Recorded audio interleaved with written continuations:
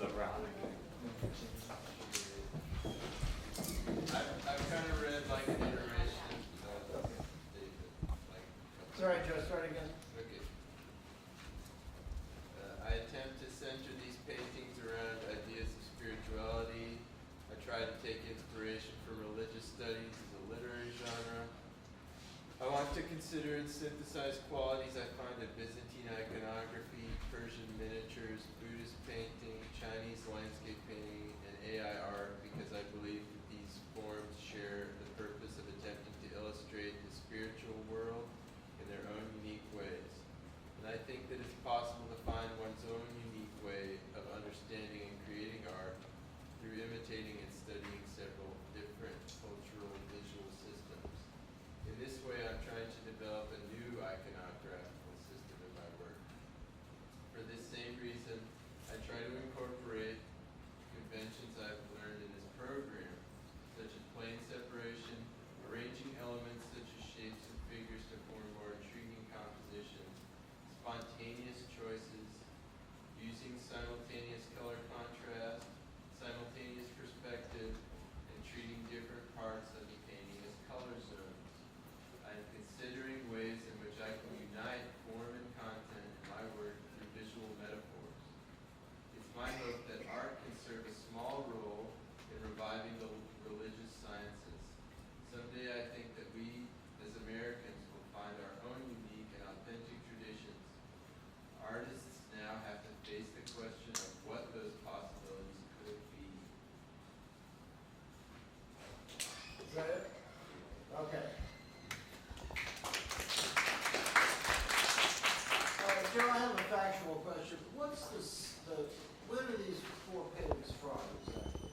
So the three new paintings are like from this semester. I haven't had as much time to really work on things because I did the catalog. No, I'm not asking, you don't have to justify, I just want to know when they were made. So the 3 paintings that are newer are this semester, but the other one I don't know why I chose it because I wanted to have something else to put on the wall, but This one, right? yeah, that was the first painting, so I thought it was kind of fun. I think I don't know, I just still had it in my studio, so It's nice to see it. Yeah, it's fine. Yeah. I just, what about the one on the far right? When did That's you make new. that one? that's new, and then I'm also working on a drawing right now, and I just took a picture of I it. see. Yeah, I'm not suggesting you didn't have enough work, I just wondered when they were from, that's all. Okay. I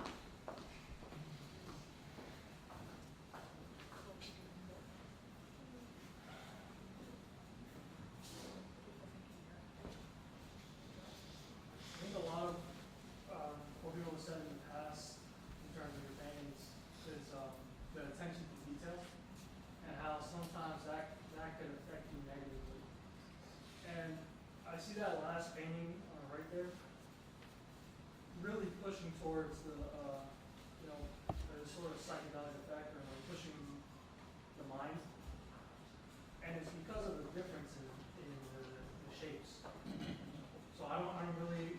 The difference in shape? Yeah, so like the size of the shapes, so like that sort of like diagram at the bottom, and then the big shape of the feathers and the trees, they all sort of like work with each other, and there's a difference between each one. And I don't get stuck, let's say, in the sort of like small brush strokes that I would get from paying attention to so much detail like these other small paintings.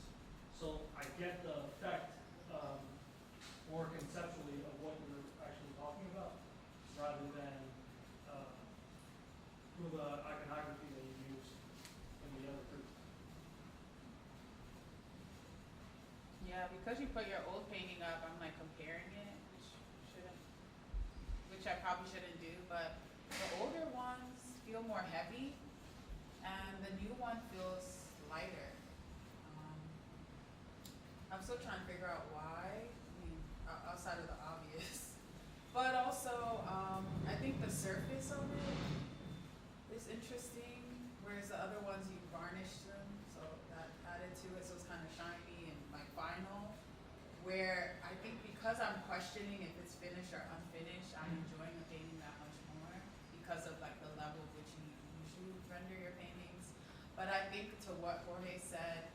you're creating patterns. So my eyes, like with the feather, is like a circular pattern. So I keep moving around in a what is it, psychedelic, like a song or like Hallucinogenic is is it that? metal music? There's a certain type of like psychedelic genre of music that it sounds like, doesn't it? It's called psychedelic. Psychedelic, yeah. So that music, obviously I don't listen to that. But yeah, it captures what you're after the most to me in this last piece. Not that it's not happening in the other piece, but yeah. There is something about the pattern. I'm still like kind of thinking through it, so this is like a half-baked thought so far, so stay tuned. But like there's something about like this black and white pattern behind like the angel's wing patterns, but I don't know what you call that black shape in it, but it mimics how the wings move. So my eye kind of goes between like how the wings, which I was saying, like go into this circle of like horizontal and slowly go up to vertical, and they kind of do that within that black pattern that also makes me think of like psych rock of like the 70s and 60s, but in a new way. I guess some of their album covers too kind of do that too. I don't know. This is my half-baked thought, but stay tuned. Maybe I'll say better later. That is interesting because I can hear like psych rock, I can hear arcade music, and then I can hear like noise music, modern noise music, the same. I guess I also have a half-baked thought, but I thought what you said about new American traditions was really weird to think about, because like, don't those already kind of exist, like the 4th of July, and like, it's just like uninhibited creating new holidays, which is what that made me, anyway, so that made me think of like the Festivus Bowl from Seinfeld. I don't know where that's going, but this kind of feels like a new holiday to me. I don't know, and it's like so. I thought that was kind of an exciting notion. It's kind of an exciting way to frame them, but it feels like very. I don't know. It kind of feels wild, which is so in tune with what you were saying, Summer. I'm excited by this last piece because I think over the last 2 years, like we have seen that you are really interested in studying like all of these different religious and philosophical ideologies, and we see like nods to all of them like really specifically in each of your pieces.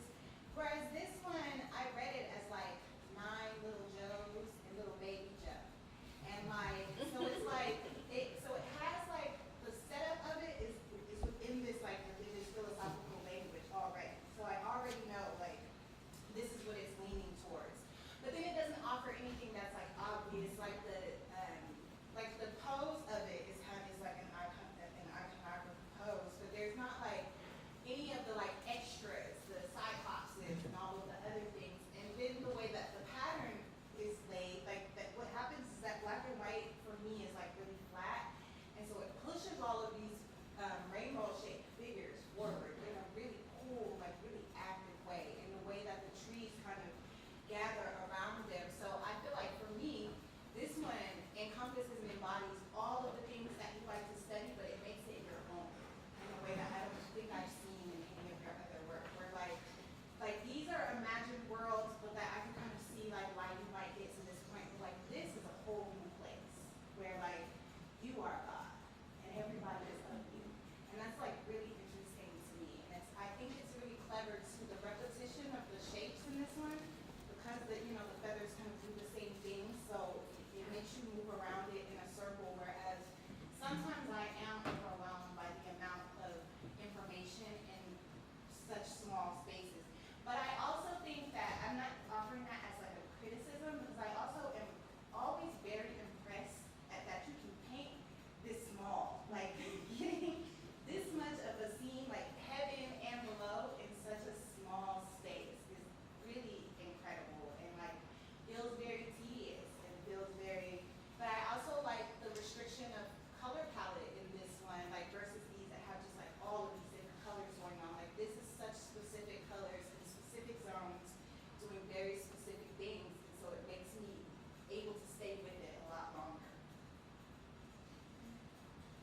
I really feel like that too. I'm interested that everyone's going toward this right-hand painting. I also find that to be the most interesting one, and for the same reasons you guys have been talking about. I mean, Joe, I think the most interesting aspect of your work all along has been the interweaving of pattern and color in these narratives. There are always these through lots of your paintings, there are these really stunning moments where the patterns, shift from trees to other, change forms and do all these different things, and the colors are interweaving with each other. But in a lot of them, I get either exhausted by the amount of detail, where it's not like having someone say A plus B plus C plus D plus E plus F plus G. After a while, I don't care. And sometimes to me that obscures the really inventive combinations of different kinds of patterns and the way that you play the colors against the different patterns. In this one, it's really right up front how you're doing that, because the dramatic contrast between the geometry of this and the softness of that, and I mean, it's a really beautiful and strange color thing where where you've got this red, yellow, blue against the black and white, and it repeats, and then the red converts into various objects. Just the way you do that metamorphic thing with the color is the most succinctly stated in this painting that I've ever seen you do it. And just one more thing to echo what Zudeka was saying, that with the imagery, it also it can become so overwhelmingly complicated that I, as a viewer, stop caring or get it. I just don't get involved with it. But the relative simplicity of the image here, the basic image, like Madonna figure surrounded by angels, and then all of this complexity can happen around that image, but it without just becoming overwhelming or exhausting. I think that's, and it's also talking about the scale, the smallness of the size of this painting. There's a kind of humility about it or something that's charming, and so the thing of the kind of faux naive religious aspect of it, I don't mean that in a critical way. I'm just it feels kind of like a folk painting, but it isn't. And all of your investigations of things like Persian painting and all of that, I mean, all of that comes out in it, but without, sort of hammering away at the point. Yeah, I think just to piggyback off of what everyone's saying, it's really apparent how much your colors, I think, have improved. I think in this second piece, which was the first thing you did when you came here, it just feels, the space is kind of is kind of burdened by the realism you're going for of that space, and then those green leaves that are teal seem a little too teal, and it just doesn't really, it just feels kind of dull overall. But in these two later paintings, the color world is so unique and specific, and it doesn't feel like it's this. For example, this third painting, it's it seems like it's maybe in a darker time of day or something, but it's not muddied somehow. And I love this last painting too as well. And what Stephen was saying, even though you have all these really contrasting colors and patterns going on, they all are kind of getting absorbed into a space in a way that's not overwhelming somehow. And I feel like that's actually really hard to achieve, that you can be so detailed and do such specific colors and shapes and patterns, and yet I'm still able to look at it and not feel like it's burdened with that amount of detail. And I think that's just also because you've improved a lot at composition too. I agree with that, and something Sudeka said too, so if I end up repeating what you said, sorry, but there's something you said that made me think a lot of your paintings, since at least I've seen them this year, are so researched. Like, I can tell like the different references that you're pulling from and like where you're pulling them from. But that's what makes this newer one different, is like, it feels like you are just letting that research be in your brain rather than like looking at something. You're now being like, okay, I already know this. Let me just paint and create my own compositions with some like different color combinations that like Veronica was talking about. They're a little bit different, yeah, but like it's working in similar ways that we've seen before. But you're letting that research like work through the painting and the compositions that you're creating, rather than like looking at something and then painting it and adding it and painting it in Bosch and all the religious stuff. That's already like there in it. If that makes sense. I feel like that's what makes it fresh or like new Yeah. or contemporary in a way, because if something Grant said about your statement earlier about new American traditions or American traditions, and then Sudeka said something about you being God.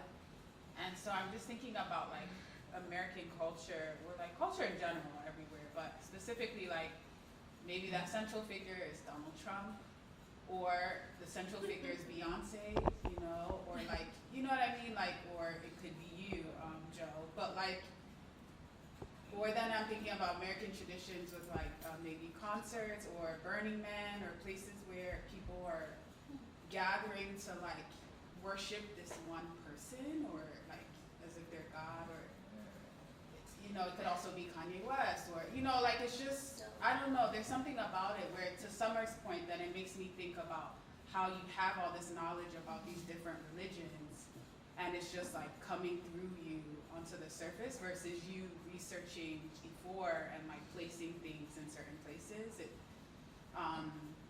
It's just coming through the work, if that makes sense. Like, this one feels like it's interrogating something.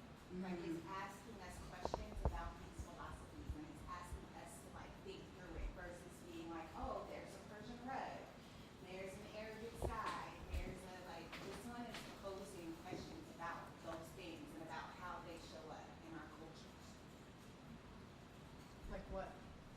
Well, just like, I know you're gonna frown, Joe, and I'm so sorry, but like the white manness of it, and like the, you know, typically like when you see a Madonna and child, it's always, it's a woman, and it's clearly a woman that's holding this baby, but like in this figure, I'm unsure, and I think that then that starts to make me ask these different questions about like, well, what is the extension of thought around Madonna and child, as we're now like in an era where people's gender expressions of their identities are varied, and then what does that look like then when you have a Madonna and child that like isn't a woman, or like the whiteness of it, like all of these figures are like very white, very blonde, and they're in this repetition in this way, so then I have to start asking myself like, well, where do I show up in this space or in this world, or is this world even about me, or like am I comfortable here, or is it, you know, like with the colors of it, like it just makes me start to ask a lot of different questions around like what ideologies are being presented to me versus just feeling like it's a hodgepodge of different things that belong to other people. Like I don't have any questions about the other ones while I find them interesting.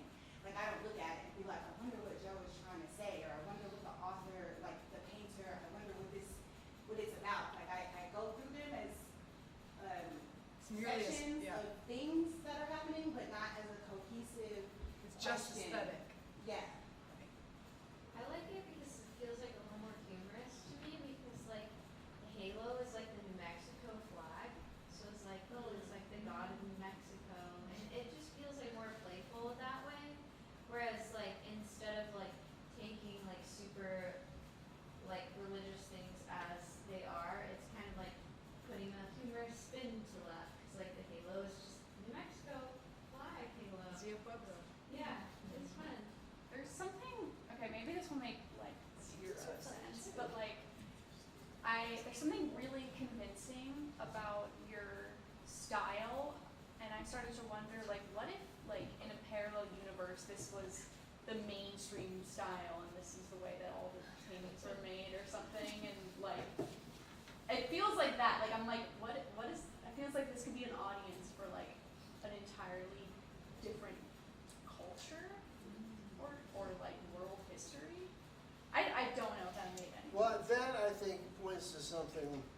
that it's gonna be interesting, since I'm doing retrospection, it's gonna be interesting to see over the course of time, Joe, how this develops, because you have this very highly developed, very personal iconographical style and imagination. I think it's one of your most, maybe it's your most valuable artistic possession.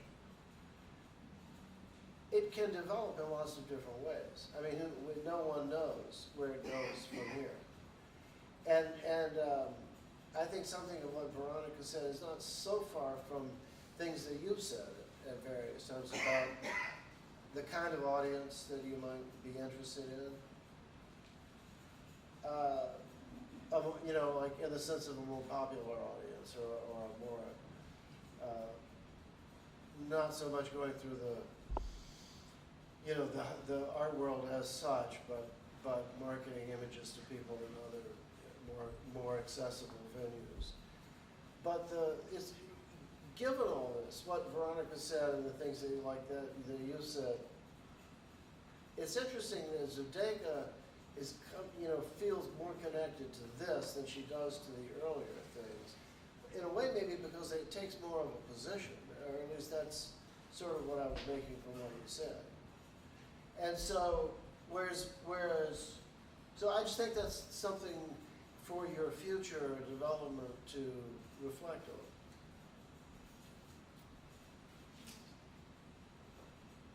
I like the color palette of this one a lot. It has a sort of like bluish tinge to it.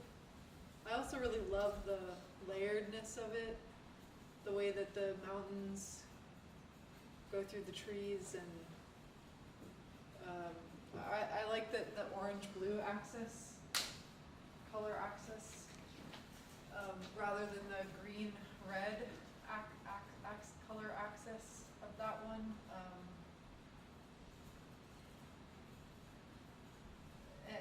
And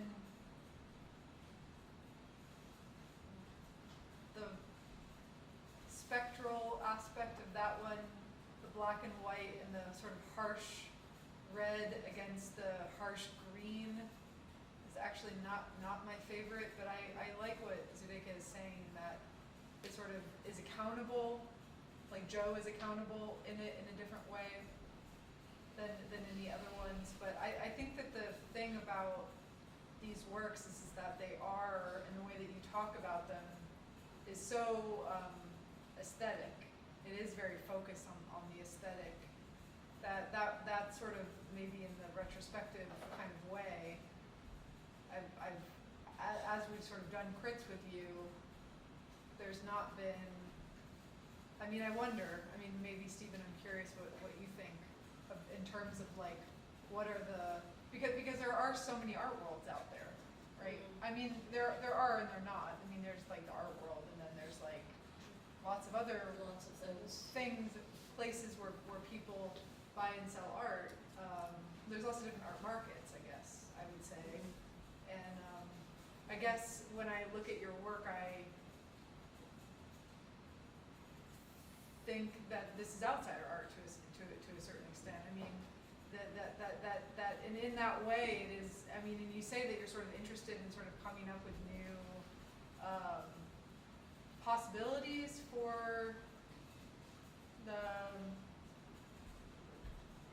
wisdoms of these different religions, but I would say that because I do not feel a narrative quality to them, I feel very sort of explicitly an aesthetic quality to them.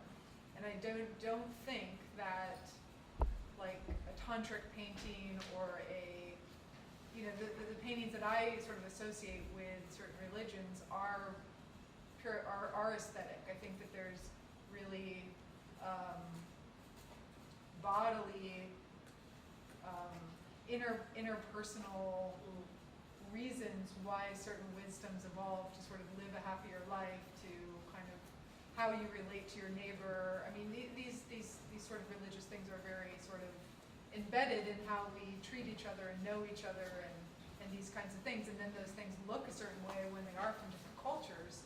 But I see what ends up, and maybe this is a kind of American thing, actually, is is that you sort of divorce the aesthetic of something from the sort of deeper connotations from it. I mean, it's like called cultural appropriation, right? There's a word for that.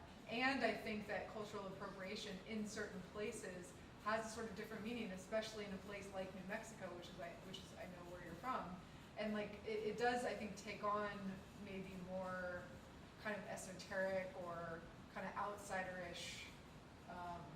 It has a sort of a life within another smaller community, even if that symbol is borrowed. And actually, this has always happened. I mean, there's this really interesting article by Michael Tausig, who wrote about this sort of a group of Native American people who had a like statue of a white man doll, but the white doll was sort of like, because it was just simply because it was like other and not from, it sort of had an elevated status in the, you know, and I think that you know, I know it's like, you know, it's like a white person will take a Buddhist statue or something like that, and I think that there's something about the exoticness of it that then increases your sense that it is special or unique.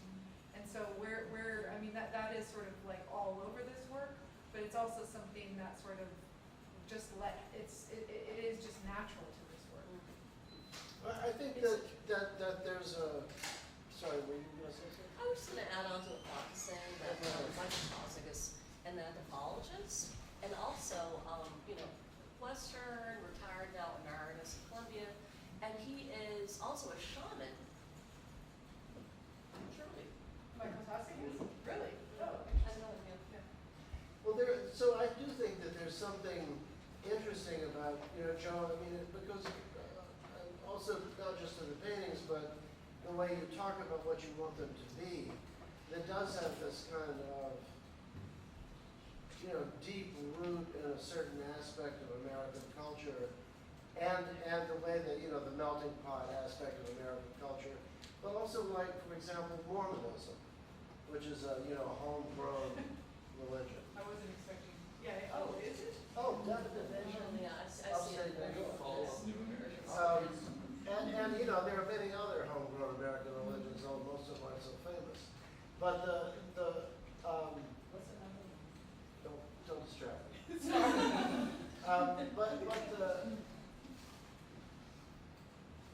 So that desire in the paintings is, I mean, I can recognize that, I can understand that.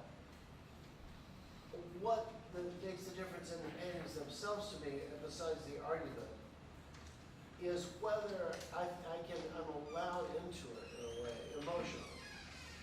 And I think that's what people are responding to here. And so, but it expresses itself formally most of the time, where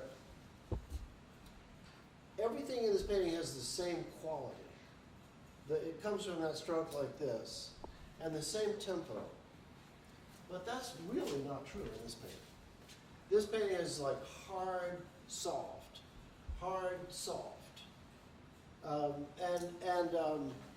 That seems like a simple thing, but it's the difference between like being allowed into the world and not. Does that make sense to you? Jorge?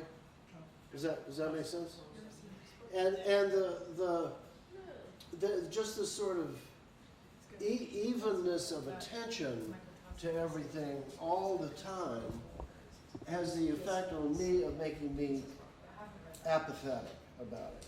But where you really, I mean, it's, you know, it takes some, it's kind of ballsy to have this sharp black and white pattern against this kind of thing. I mean, so it's more personal in this way. It opens itself up to the viewer in a different way. And I think that's what people are responding to. I mean, it's not the impenetrability of an argument that makes it convincing. In like a formal way, something that I feel like also adds to that like all overness and the way that you're treating everything is I feel like your highlights are all like stark white everywhere, and maybe just like focusing in on like creating a little bit more depth is just like using less white and only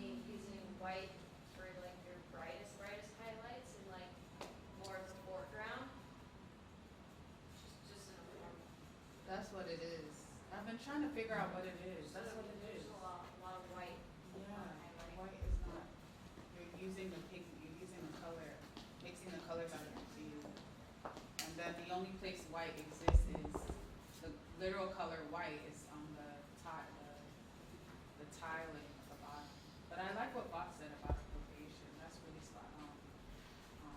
And that kind of like the Americanness of that, where maybe the central figure is from Utah originally. I don't know, maybe Utah's not the place, but basically dressed in like Catholic like gear, but then you have a bindi, I like it.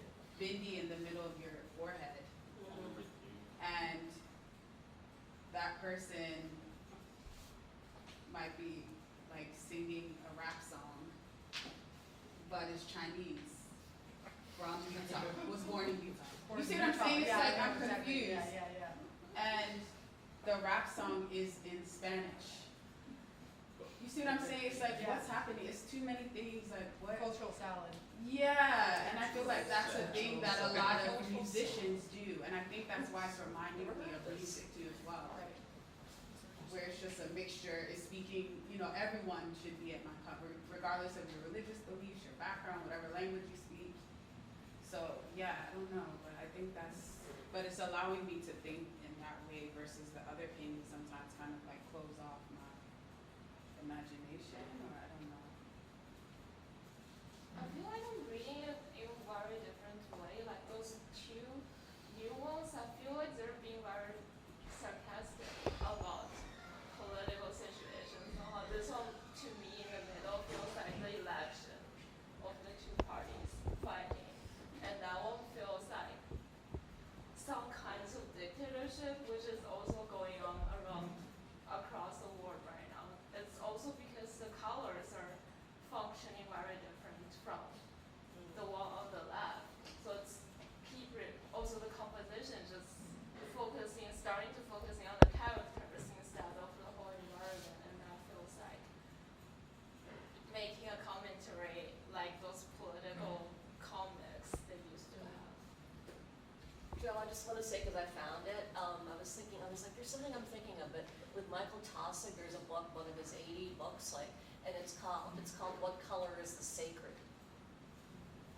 It's super good. Have you read this? No.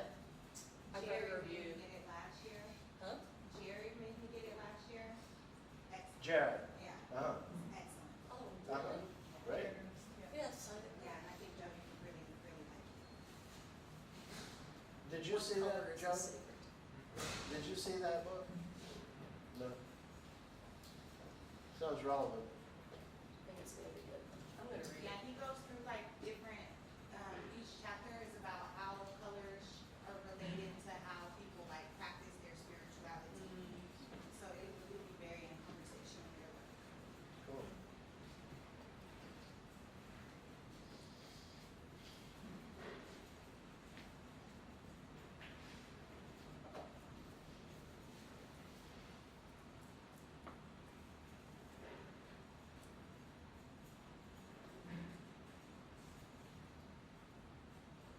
Have you ever thought about frames, Joe? Do you think about the work being framed? No, not really. Yeah, I haven't really thought about much like that, you know, like lately. I think, yeah, I feel like I'm gonna maybe, I think this practice might be going off in like sort of different directions soon. But we'll see about that kind of stuff if I get back to like, kind of commerce and stuff, if that happens, we'll see, like, maybe that'll be it.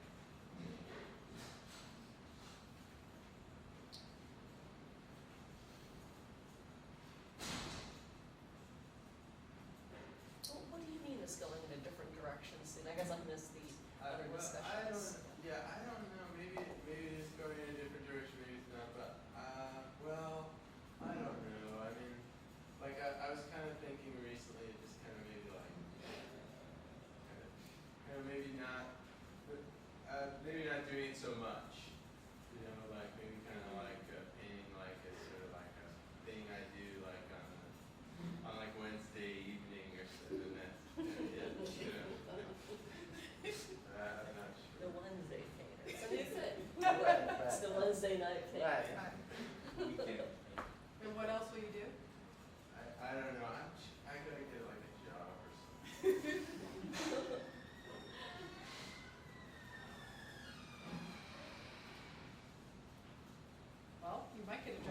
artist assistant. Cause you can paint like the Dickens. That is an idea. Good idea.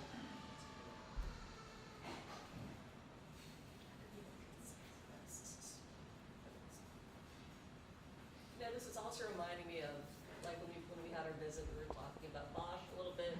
So, and today we focus so much on, like, esoteric Americana, right? But there's, like, such a, like, a big northern, like, strain in your work, you know, which is all about, it really, like, you seem to be really drawn to the metamorphosis, right? Whether, you know, Northern as in Flemish, maybe. yes, I'm thinking like Northern Renaissance, Right. you know, like where you have Madonna and Child, and you have this like, what do you call that? Like a tapestry / carpet leading up to it, you know? What is that called? A tapestry. Northern Renaissance. Yeah, Yeah. yeah. Flemish, like Van Dyke, I mean Van Eyck. Van Eyck to, and then it's like, then it goes a little forward to Bosch, you know, obviously. That's the metamorphosis Right. piece, right? Was, And it's- was Van Eyck the artist who changed, like, baby Jesus was like depicted as a real baby instead of like a really grown man? Like, was he the artist who changed that? Like, He does look like a who was the real- artist real who painted baby. like a Yeah. realistic baby Jesus? Yeah, he's a pretty decent baby. It's like, looks like a real baby. Yeah. But like in this painting, I feel like it has that old reference to that old manly looking tiny like baby Jesus in there. It's more this compositional structure, we have this pattern that's like, you know, this The rug. tapestry and a rug Yeah. leading up to this like throne with, you know, these figures, like, it's very distinctive. I think, like, Amelie made a really interesting point. I was on like a similar train of thought when I was saying that they feel like they could be mainstream paintings in like an alternate universe or something. But in the sense that like the one especially on the far right seems like, I mean, now that I look at it more and more, I'm like, this could be like some sort of commentary on like the like schizophrenia of like a dictator or something. Like it could be like hanging in the office of like a dictator in another universe, and I don't know. It weirdly reminds me of like how maybe, you know, back when artists were patroned by royals, there was some sort of like implicit commentary within the portraits that they were making on their situation, and I think that that's really interesting. But I want to say that just being able to convey that tonally is really amazing and such a huge step up from where you began, where I feel like you were still trying to like suss out. You already came in here with such a vibrant, imaginative world, but it seemed very much about expanding upon the world and figuring out different ways to depict it, where now it seems like you really got that down, and now it's about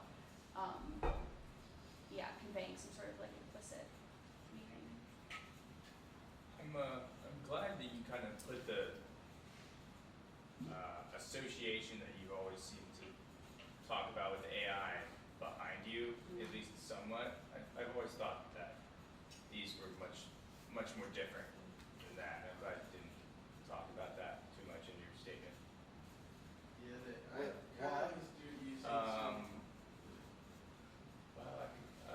I just think I think there's a quality to AI art and there's a genericness to it, and Joe's paintings there's a very specific way he paints, and there's a very specific subject matter.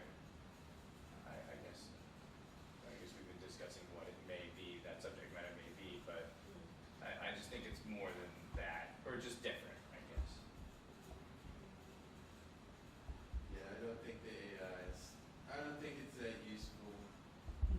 I think it for painting. I thought it was like kind of a cool idea, but I kind of was like, no. It could be though. I mean, you might as well use a photograph because I was using it where I was like kind of using it as reference. But you might as well just use a photograph.